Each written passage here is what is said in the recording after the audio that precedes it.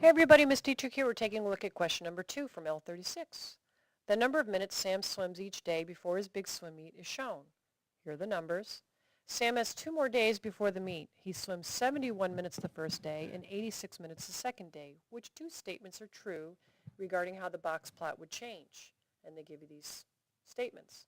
All right, now if we put these numbers in order from least to greatest, which is always a good idea whenever you have to analyze a box plot or do anything with it, if we put them in order from least to greatest, this is what the numbers would look like in order from least to greatest. There are 9 values there, which means we have an odd number of values.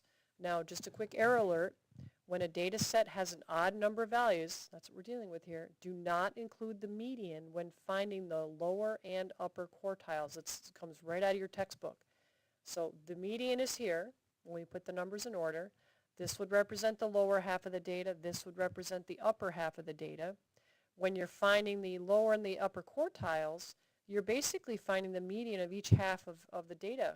So this half of the data, you would average the 80 and the 61 together, or I'm sorry, the 60 and the 61 together, which would give you this. That's the lower quartile. To find the upper, or what we sometimes call the third quartile, we would average 79 and 82, and we get this. Now, what's interesting is they have a box plot here, but evidently they used the other method of creating a box plot. In class, we looked at this app. This is the website for it right here. It's on my website if you want to play around with it. And there's 2 different methods. There's what we call the TI-83 method, which is the method that's approved by math teachers. And then we have this turkey method, which is evidently what they did. If we look at the numbers, I pumped the numbers in from the worksheet into the app, and it gave me a box plot, and it gave me these numbers. And it looks like the 61 and the 79 are using the turkey method, which is actually incorrect.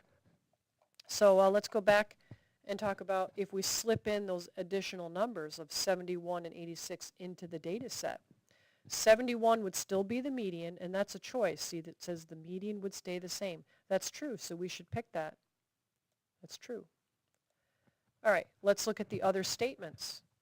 The maximum value would increase. So if we're putting this number in, now that's an increase over this. So that's true. Let's pick that. So it does say 2 statements. However, depending on which method you use, you might actually find that there's evidence to pick one more choice. So let's look through the choices. The minimum value would increase. So the minimum value stays the same regardless of what method you use. Minimum value, say 59, 59, 59, 59. So it's not increasing, so that's false. We won't pick that. That's definitely false. Off the table as a list, as a contender. Choice D, the third quartile would stay the same. Now, if we look at what we're calling the TI-83 method, the third quartile was an 80.5, and then it went up to an 82. So it didn't stay the same using the TI-83 method, so that we would say that that's false. All right, let's look at choice E. The first quartile would increase. So the first quartile, that's this number and this number. Without the 2 numbers, it's only a 60.5 or 60 5/10. When we put the numbers in, it becomes a 61. So that is an increase. Now, what's interesting is if we look at their box plot, see the first quartile, they have it at 61.